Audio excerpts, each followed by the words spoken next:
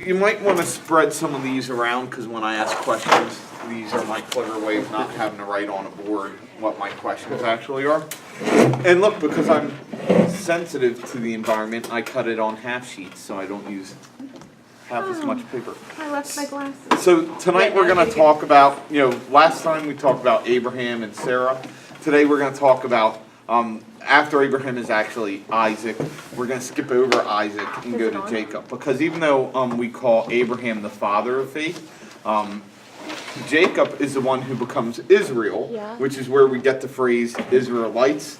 And so Jacob is kind of the person that really begins the people of Israel. Now what's interesting about that story is Jacob clearly has a love interest, and that love interest is Rachel. However, he has two wives. So he will get a wife, Leah, and then he will get Rachel. Now, before we blame him too much, he is tricked into marrying Leah. So it's not like he wanted two wives. It reads like his sole desire was for Rachel. He's tricked into Leah, but that doesn't mean that he feels like he's obligated to just keep Leah. So there's a lot of awful and kind of strange dynamics, but we need to remind ourselves too, very different time period. Nowadays, having two wives is a little more frowned upon than it would have been back there. So let's start we're going to start with kind of the tricking story, how Jacob gets stuck into marrying both Leah and Rachel. And that's in Genesis 29, 15 to 30. So if somebody would like to read there. I'll read. I can't take the silence anymore. After Jacob had stayed with him for a whole month, Laban said to him, "Just because you are a relative of mine, should you work for me for nothing? Tell me what your wages should be." Now Laban had two daughters. The name of the older was Leah, and the younger, and the name of the younger was Rachel. Leah had weak eyes, but Rachel was lovely in form and beautiful. Jacob was in love with Rachel and said, "I'll work for you 7 years in return for your younger daughter, Rachel." Laban said, "It's better that I give her to you than to some other man. Stay here with me." So Jacob served 7 years to get Rachel, but they seemed like only a few days to him because of his love for her. Then Jacob said to Laban, "Give me my wife. My time is completed, and I want to lie with her."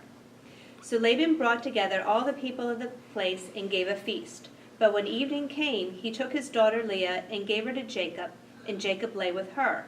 And Laban gave his servant girl Zilpah to his daughter as her maidservant. When morning came, there was Leah. So Jacob said to Laban, "What is this you have done to me? I served you for Rachel, didn't I? Why have you deceived me?" Laban replied, "It is not our custom here to give the younger daughter in marriage before the older one. Finish this daughter's bridal week. Then we will give you the younger one also in return for another 7 years of work." And so Jacob did so. He finished the week with Leah, and then Laban gave him his daughter Rachel to be his wife. Laban gave his servant girl Bilhah to his daughter Rachel as her maidservant. Jacob lay with Rachel also, and he loved Rachel more than Leah, and he worked for Laban another 7 years. Isn't that a sweet love story? Awesome. It's Makes awesome. me so happy. Wouldn't you want that kind of father-in-law? Yes. Sounds like grounds for murder. It's an intriguing idea, right? That somebody could fool you into marrying somebody else. But of course, we still carry over some traditions from this. Really, the veil. Why do you think the veil is lifted now before you do your vows? So you don't get tricked. It's verification because they could have done it with the veil over. So supposedly they would do it with the veil over, and that's how he was able to fool Jacob this first time. Now we make sure he can't be fooled because even if, although veils are kind of out of favor now, if a girl does walk down with a veil, what's the last thing the dad does before he leaves? Pulls the veil off so that the man can be sure that you're not getting I the never wrong. thought of it like that. Yeah, that's absolutely where that comes from. So the questions around the story is, what does Jacob's willingness to serve for Rachel say about his desire? for her. And there's multiple levels to that question, really. And then what does Laban's deception do to the love that Jacob has for Rachel? And how do you think Leah feels in the middle, or Leah? It doesn't matter how you say it, we don't know. How do you think she felt in the midst of all that? And then what does this part of the story teach us about love? Everything to kind of go the right way, and when things don't, it can be pretty hurtful. So what did you think about Jacob's willingness to serve for Rachel? What do you think that said about his love or desire for her? It was strong. It was very deep. Do you think the fact that he would do it for a second consecutive 7 years made it greater, or do you think that was not a big deal?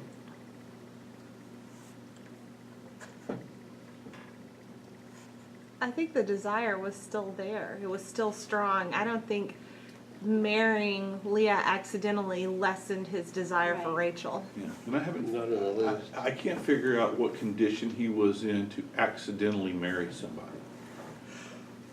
Well, that's the whole veil thing. So if he didn't get to see her face, they didn't have electricity. If you wait till night, knows how it talks about the party. So there's that idea that there's inebriation. That he probably drank too much, and now it's dark. And if he's never been with her before, he wouldn't know that it wasn't Right. her. Right. So they must have hid her all day. If her body style shape. No, but I mean, clearly she can't be at the party without a Oh veil yeah, on. yeah. this is where Where is Rachel? That's a good That's question. Well, aren't It doesn't say where. like modern Jewish weddings? Aren't the men over here doing their thing and the women are over there Yes. doing their thing? Like at an Orthodox Jewish Yes. wedding, yeah. Yeah. Well, are they not Orthodox Jews? Sorry. No, they're okay. unorthodox. Judaism at this point in the Yeah, it's history is kind of very relevant. different than whatever Okay, okay. Judaism would be now. I mean, Because we haven't quite got to Judah yet. we haven't gotten to the full concept, right? So it's really tough for us to know exactly what anything would have looked like back then, because we don't have like history books that have written it out, and scripture has huge gaps, right? I mean, there's a huge gap in this story. Exactly what did that 7 years look like? There's just so many questions. Where was Rachel? Because obviously, if Leah's veiled, that's good. But if I see veiled Leah and then all of a sudden I see Rachel walk by, I'd be a little more suspicious. I'd be like, wait a second. Wait, is this where we got the saying, went to bed with a 10 and woke up with a 2? No. Okay. Where is that? I've never heard that saying. Well, You went to I don't want to hear the rest of the saying. Quite West frankly, Virginia? I no That's the same desire. as Coyote Ugly, so. So what is how do you think Laban's deception affected Jacob's love toward Rachel?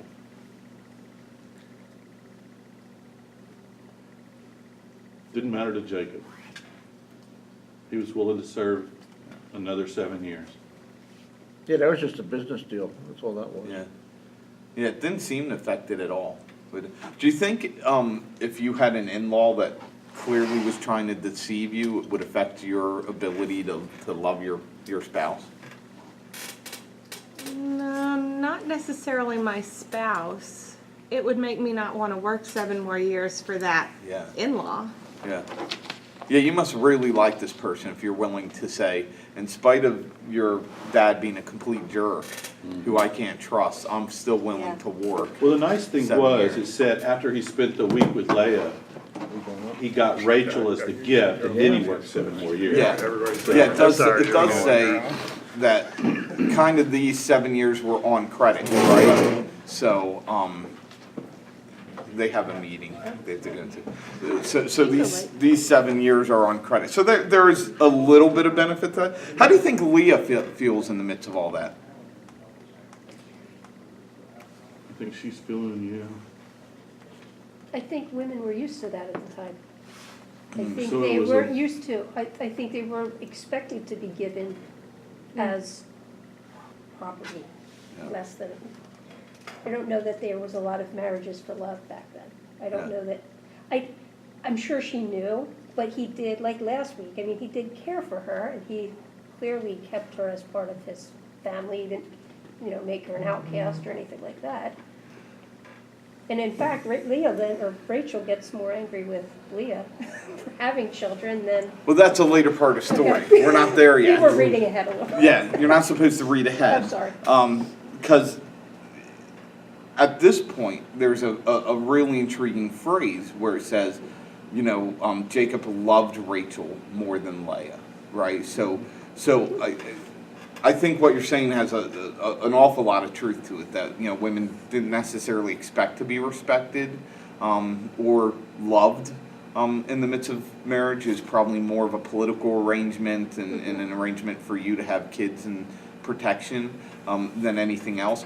But I think when you put a phrase in there like, and your little sister was loved more by this man than you, I think that's very dehumanizing, right? That I would feel, nobody wants to feel less than somebody, especially less than your younger sibling, right? And then culturally, your line in the sibling was way more important back then than it is today, right? I mean, today, me being the youngest son doesn't mean a whole lot, but back then I wouldn't have gotten the inheritance, right? My oldest sibling would have gotten the majority of the inheritance. My oldest brother would have gotten the majority of the inheritance, and I'd be getting the, hope you can make it, Rob.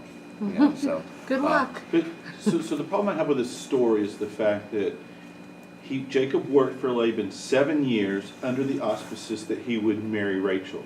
You would think during that 7 years there were conversations about, this is why I'm doing it, I'm in love with you, I'm going to help out, and at the end of the 7 years, and then all of a sudden it comes to the end, and that, I just don't see that they didn't know what was going on, right? So this is the a hard big part of the story. Yeah, this is a big part of the gap you have in Scripture, right? Which is, there's all sorts of questions we have. Of course, in Jewish culture, the interaction male-female would be, and way back then, the interaction male-female would be much less. We are used to a time when men and women kind of do an awful lot of things together. Back then, you would not have. So they literally could have kind of lived next to each other, but hardly interacted for 7 years. We have no idea, though. Right, we don't. But wouldn't Jacob have known that that was the law and the order of things, that the first,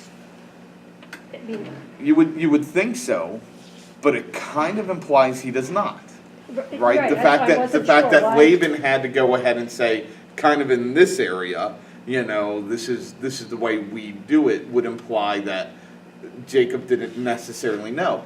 And when you first make the deal, it's 7 years. So, you married pretty young back then, maybe as early as 14.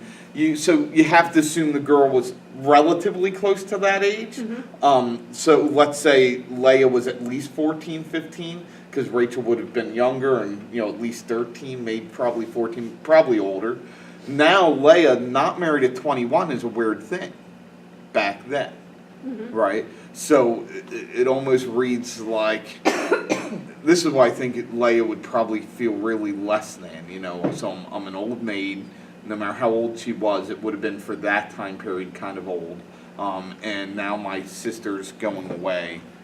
My sister's more desired than I, and I kind of had to get fooled into getting married instead of somebody actually marrying me, right? So do you think Laban was waiting to see if somebody in that 7-year period Yeah. of time would be interested? Yeah, so when Laban made the deal, it's not, there's He no... was thinking maybe there's- she'd be it would be very reasonable. In my mind, it'd be very reasonable that when Laban made the deal, he wasn't making the deal thinking, I'm going to take advantage of Jacob. He could have easily been making the deal thinking, hey, 7 years. within 7 years, no doubt, somebody's going to come for Leah. But, once again, the world was so different back then, and population levels were a lot less, and your interaction with other people was a lot less, and, you just... you wouldn't have seen it coming necessarily. He solved the problem, which we saw that happen last week too with Abram and Sarah. They kept trying to solve problems, and it never seemed to, it never seemed to help. It works out, things. God still blesses them in the midst of it, but it never seems to really benefit everybody. So let's go on, and I think you guys read Genesis 31 to 22, but if someone wants to read that. Carol, do you feel like reading it? Because I can't really read it. Yeah. So when Rachel, Actually, I haven't read yet of one of these, so it's my turn. Where are 30. Oh, 30. I'm you sorry. want, you want Yeah. mine? No. Here's mine. Mine's better than She's yours. good. When Rachel saw that she wasn't having any children for Jacob, she became jealous of her sister. She pleaded with Jacob, "Give me children or I'll die." Then Jacob became furious with Rachel. "Am I God?" he asked. "He's the one who has kept you from having children." Then Rachel told him, "Take my maid Bilhah and sleep with her. She will bear children for me, and through her I can have a family too." So Wait 1 second, Carol. We heard that before, right? Yes. Yeah. Yeah. This is almost word for word Abram the and Sarah. Abraham, Sarah, Hagar part. Yeah. All right, go ahead. You're at 4. So You're Rachel fine. gave her servant Bilhah to Jacob as a wife, and he slept with her. Bilhah became pregnant and presented him with a son. Rachel named him Dan, for she said, "God has vindicated me. He has heard my request and given me a son." Then Bilhah became pregnant again and gave Jacob a second son. Rachel named him Naphtali, for she said, "I have struggled hard with my sister, and I'm winning." Meanwhile, Leah realized that she wasn't getting pregnant anymore, so she took her servant Zilpah and gave her to Jacob as a wife. Soon Zilpah presented him with a son. Leah named him Gad, for she said, "How fortunate I am." Then Zilpah gave Jacob a second son, and Leah named him Asher, for she said, "What joy is mine! Now the other women will celebrate me." One day during the wheat harvest, Reuben found some mandrakes growing in a field and brought them to his mother, Leah. Rachel begged Leah, "Please give me some of your son's mandrakes." But Leah angrily replied, "Wasn't it enough that you stole my husband? Now you will steal my son's mandrakes too?"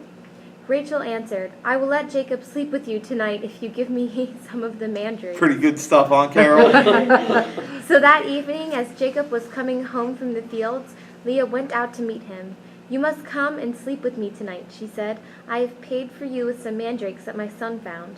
So that night he slept with Leah, and God answered Leah's prayers. She became pregnant again and gave birth to a fifth son for Jacob. She named him Issachar, for she said, "God has rewarded me for giving my servant to my husband as a wife." Then Leah became pregnant again and gave birth to a sixth son for Jacob. She named him Zebulun, for she said, "God has given me good reward. Now my husband will treat me with respect, for I have given him 6 sons." Later she gave birth to a daughter named Dinah. Then God remembered Rachel's plight and answered her prayers by enabling her to have children. She became pregnant and gave birth to a son. "God has removed my disgrace," she said, and she named him Joseph, for she said, "May the Lord add yet another son to my family." Okay, that's good. Is he the baby Joseph? No, he's not. Joseph's. Oh, It's the 12 Ben No, is he's the not. baby, isn't he? So I actually skipped because it's pretty long. Sorry, skip that Leah has children first. Yeah. Right. And then Rachel's way to solve this whole conundrum of the sister having kids first is, now I'm going to give you my concubine, or my servant, which is so similar to the Abraham Yes. and Sarah story. So we'll just stay in one big group since we're a smaller group now. How does this understanding of love, how is it developed here? Do you want to turn it off or leave it on? I don't care. Adam can edit it. That's the beautiful thing about doing this. We'll be done before that'll run out of battery at this point. Okay. How is the understanding of love developed here? Well, I think the women all love him. All 4 of them. Do you really think they loved him? No. I think they just wanted to give him children. It was a I think it was a children race. competition. Yeah. It was a children race, right? So love, really in this, it's almost more of a child production thing, right? So instead of, one of the things I'll teach people when I do premarital counseling is, in the concept of your marriage covenant, the most important person in your life should be Your spouse. spouse. But here, Which one? it's very clear the most important person in your life is Whoever Your can have child. children. your child, Yeah. right? Because they're taking pride not in their relationship with their husband, but with their children. their Well, ability to have yeah, children or And not. Right. sons in particular. Maybe because Correct. the mortality Because rate. most women are, we have no idea how many sisters are Right. gonna be present in this situation. Dina gets mentioned for a very specific reason. She's gonna be a part of a bigger story later Later. on in scripture. But had she not had that bigger role to play, Dina would probably be absent in this whole story, as well. So it's all, about providing these sons, for Jacob. So do you think they had daughters in the middle of having all of those sons? Yeah, I Yes. think odds are they did, yeah. Okay. But they mention a daughter later on, and it's almost like there were no daughters. No. Well, they mentioned Dina very specifically because she will be a part of a bigger story just later. She gets raped, and there's a whole Big issue. right regard that. So that's why they would mention her, because she becomes important. It goes very much to how male-dominated society was back then. That the women are almost irrelevant in the story, And this whole idea with love here, it's kind of horrible, isn't it? Because it's not about loving between the spouse and the spouses, but it's about these children. And what we're going to see is these children are going to bear an awful lot of the conflict that is inherent within that system. Because if you notice a lot of the emotions that are going there, she names a kid I'm winning, right? Right. I mean, that's It's like a Kardashian. right. It's horrible. It's like I know now that I'm winning, I'm gonna, I mean, Well, that it's was kind of the one bit of control that they had. Not that they control what gender they had, but that was the one thing that they could really kind of hold up, I guess, as women, to say, I gave you Right. 6 sons. And right. It is kind of your power chip, right? Because your lineage is going to continue because of me. Right. Right, but it's still kind of horrible, right? This is like I was actually thinking about this one time. I heard somebody saying how we're redefining marriage, and I'm like, the old definition is different than what I define marriage as now, anyway, right? Because according to this, he's married to 4 people. Kind of, sort of, yeah. Yeah, I'm like that doesn't fit my definition of marriage Kind either. of being married if it has to do with the servant. He's not really, Well, but he it is doesn't having really- children that But he's, then it refers to them as his wife. yeah. Which is interesting. Now, that could just be an allusion to, because So they it got says to in have verse kids. 4, so she gave him her servant Bilhah as a wife. Yeah, but that Yeah. could be an allusion to, Right. to produce kids. True. Regardless, it's clearly a relationship we would no longer count as appropriate within our Correct. idea of a marriage relationship, right? I'm not okay if you decide to give your servant girl to Greg as a wife, I'd be like, well, I need her for other things. right, right. So the interesting thing also about this story is between the 2 servants and the 2 sisters, it appears that all of these children are being born in the 7 years that he's still serving his I don't know that uncle. that's the same Not timeline though. necessarily. I think Reuben is way older than these other kids are. It's really tough to tell, and part of It the is. problem is, Everything's not chronological. time doesn't work well in the Old Testament, right? Right. So when you read a lot of things, like if you see somebody use specific definitions of time and try to map out things in the Old Testament, they really struggle. Right. And what they'll get to is they'll start to have overlapping reigns of kings, and they don't know why. But part of it's because the way they counted time then and the way we count time are very different. So Jews are not as concerned with actual chronology as they are the meaning. So 7 Right. years could even be kind of a hitting language for this holy and perfect amount of Right. time. How long it actually Actually took. was, they wouldn't care. Right. Western thinkers care a lot about that, right? If you tell me this happened on December 12th, 1960, I want it to have happened on that exact date, right? I'm not going to be like, well, it's okay if it was close to that.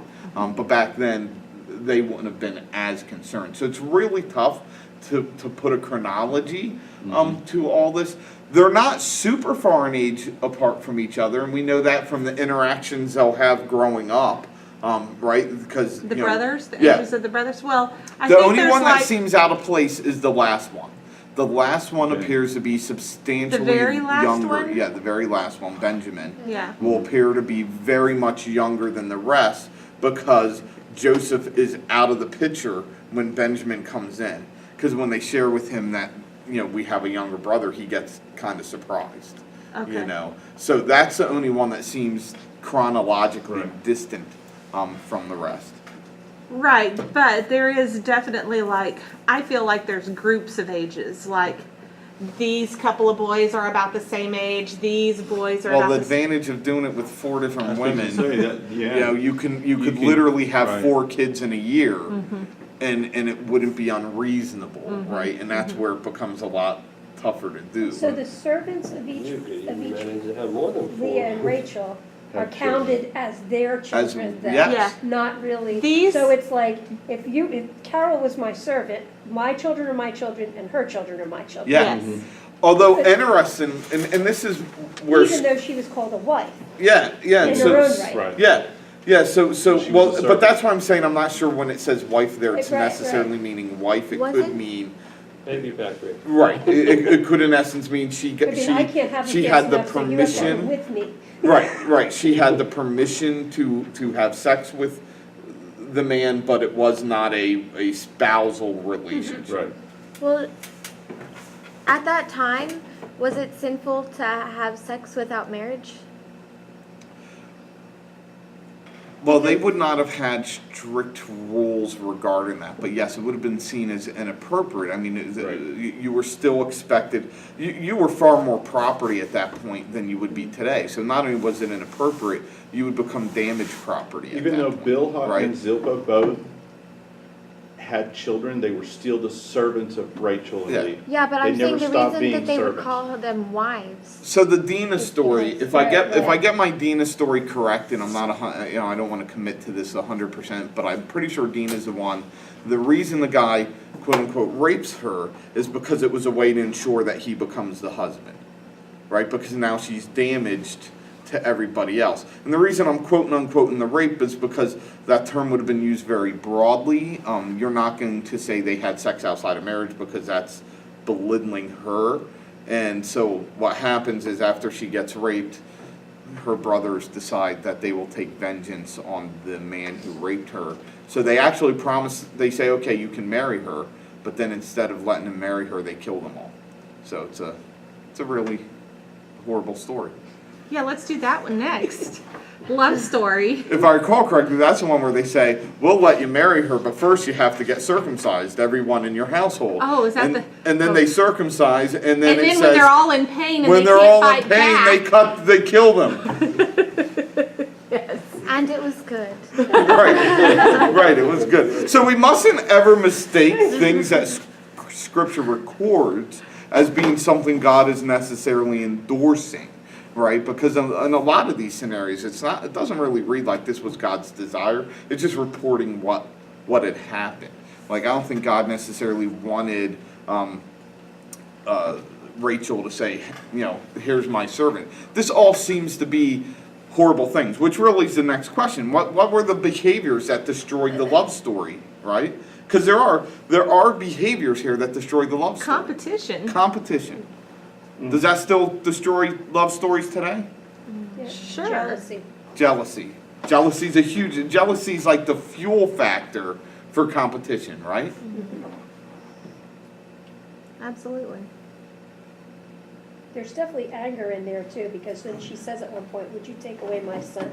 You took away my husband, now you're gonna take my son's mandrakes. So she's Yeah. still, You must have some Stinking really good mandrakes. mandrakes. So my Bible does a better job of explaining the mandrake okay. than others. Mandrakes would have been considered an aphrodisiac. Yeah. What is Okay, that? so mine doesn't even call it mandrakes. It calls it erotic fruit. Food that makes you want to have sex. Like oysters, they say. They say, right. I Yeah, couldn't. that's it. Right. So you see a lot of these negative things, and do those characteristics persist Look it up. still today? Of course. Yeah, absolutely. Yeah. So on a lot of levels, I think this is a story to help us to realize what those behaviors really kind of lead to, which is a disruption in the love story, right? Had there not been this type of anger and jealousy and competition, it could have still been a pretty beautiful story, right? Because Rachel and Leah could have gotten along, Jacob could have treated them equally, it could have been kind of a beautiful story, and instead it's a wreck. And the family, by the way, is a wreck. They end up selling one of the sons into slavery, they lie about it, they do all these things. At least they didn't kill him. Yeah, but they wanted to. Yeah, but for their own good, at least they didn't. So really, there's a lot where you just see in this, wow, there's no doubt. I don't think there's They were much the doubt. first dysfunctional family. No. But it started with Abraham, Big right? time dysfunctional. Well, Because Abraham was dysfunctional. I mean, Abraham's the one that starts the whole, okay, Well- fine, we'll use Hagar. or how then- about, let's say you're my sister. Yeah. There's a whole lot. That to me, it's amazing that God can somehow use this crazy group of individuals to. I think choose. that's the point. Oh, I agree. I would That's the agree. point, especially like when we get to David. Yeah. Because I'm reading about David right now, and no matter how many mistakes you make, God can still use you and your mistakes for His own good. Yeah, and I think one of the things I hope we learn from all the love stories too is that love's not perfect in our earthly things, and part of why it's not perfect in our earthly things is we're not perfect, right? So it's easy for me to say, well, that's really stupid. But have I ever felt a little jealousy? Uh-huh. Have I felt a little anger towards somebody else? And has that affected my relationship? Sure. Just because I didn't go quite as far as them, doesn't mean that it doesn't still affect my thing. So let's read the final Rachel and Jacob's story. And this one's actually going to be Rachel's death. And it's in Genesis 35, starting at the 16th verse, going to the 26th. Would someone like to read? I can't read really today because I didn't bring glasses, so I can read, do it. but I wanted to read the other one, Carol, You're jealous. 16 through 26. The death of Rachel and Isaac. Then they moved on from Bethel while they were still some distance from Ephraim. Rachel began to give birth and had great difficulty. And as she was having great difficulty in childbirth, the midwife said to her, "Do not despair, for you have another son." As she breathed her last, for she was dying, she named her son Ben-Oni, but his father named him Benjamin. So Rachel died and was buried on the way to Ephrath, that is Bethlehem. Over her tomb Jacob set up a pillar, and to this day that pillar marks Rachel's tomb. Israel moved on again and pitched his tent beyond Migdal Eder. While Israel was living in that region, Reuben went in and slept with his father's concubine, Bilhah, and Israel heard of it. Now Jacob had 12 sons. The sons of Leah were Reuben the firstborn, Simeon, Levi, Judah, Issachar, and Zebulun. The sons of Rachel, Joseph and Benjamin. The sons of Rachel's servant Bilhah, Dan and Naphtali. The sons of Leah's servant Zilpah, Gad and Asher. These were the sons of Jacob who were born to him in Padan Aram. Jacob came home to his father Isaac in Mamre, near Oh, you can Kiriath. stop there. Oh yeah, he said through 26. Yeah, he did, but I didn't know. So, the death of Rachel's mentioned. Why is that significant? Because once again, women weren't significant, right? So you didn't always mention their death, and certainly didn't mark the event. But here, it's clearly an event that the Scripture decides that they have to mark. How do you think the death? And notice at this point, Jacob's no longer Jacob, right?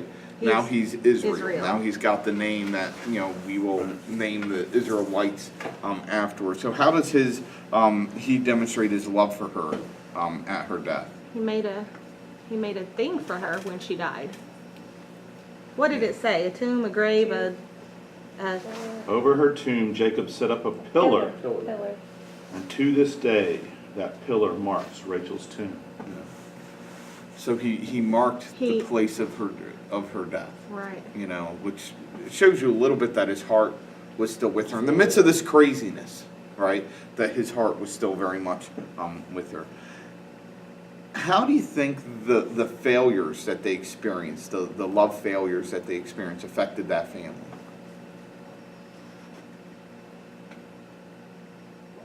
Greatly, because I know that the brothers were kind of somewhat in competition with each other also.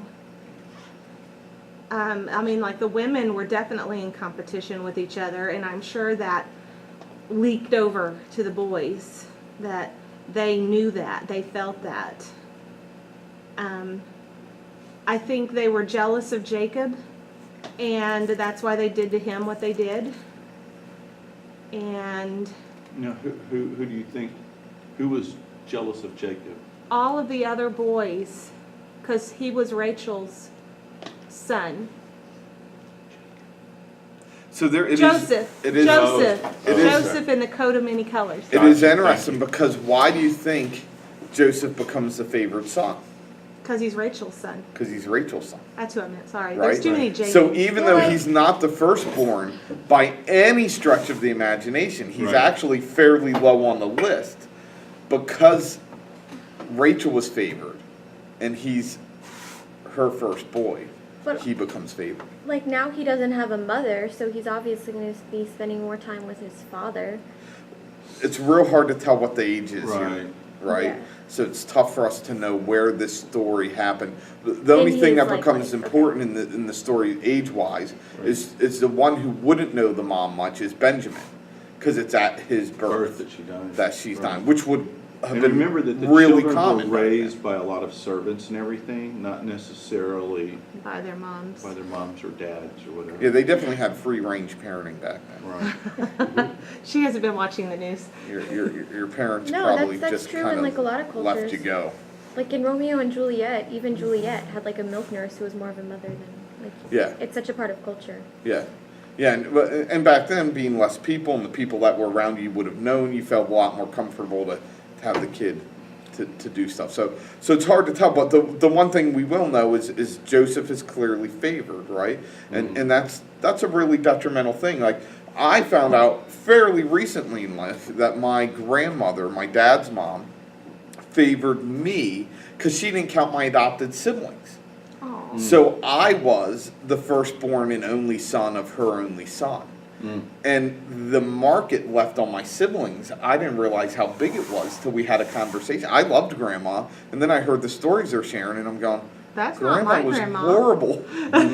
She was. She damaged my siblings. And now it's really hard for me to respect somebody I love so much because I realize she put a burden on my siblings that is utterly unfair of them to have to bear, right? But it's because of that. And I can only imagine, you know, if I'm one of Joseph's siblings, I have that same burden. I mean, if I'm Reuben, I'm like, I'm the stinking firstborn. Culturally, society, I'm the responsible one. Yet, you know, this guy's going to come along and tell everyone I'm in charge. You know, and it's a tough pill to swallow. Mm-hmm. What I hope it teaches us in the 21st century is how important the way we respond to love is and how our children see that. Right? That my children will see how I treat my wife and they are going to mimic that at some level. So if I show my children that my wife's opinion is not important, what's going to happen? Then that's how they're going to be prompted to be towards their wife Yeah. and children. Yeah. I can tell very quickly when I do premarital counseling, I can tell which couples come from very different families. And that becomes a huge problem. Because if I'm used to mom and dad are on equal footing, and I'm marrying somebody where dad is served by mom, that's going to become a huge problem 4 years down the road when I'm wondering why my wife doesn't just serve me, and I wanted that. Do you notice that early in the counseling and Oh, yeah. bring it out? Yeah. Yeah, whether people actually deal with it or not is a different, is a different issue. But I tell people, I say that is something you need to talk about, because that's, the one side's always going to at some level expect there to be equality, and the other person's always at some level gonna expect there to be inequality. And if you're not willing to deal with that, you're going to have that conflict, you know? My children will learn from me what it means to love, right? Is jealousy a part of love? Is that what I want to express to my kids? Or is anger part of love? Is that what I want to express to my kids? Because I would assume this family grew up thinking that's all just a part of what it is, right? And then you see how damaging it will become if you read through the whole story. It's a long story. We never how talk damaging about it becomes. love, well, okay, I can't say never. In this part of the Old Testament, they never talk about love. In parts of the Old Testament, like Song of Solomon and maybe parts of Samuel, you know, they do talk about love a little bit, but it's not to me until the New Testament that they really talk about what real love is. Well, love in and of itself is a tricky thing to define, right? You know, I think I saw a commercial, or not a commercial, cartoon where I think it was like Eeyore or something, like saying,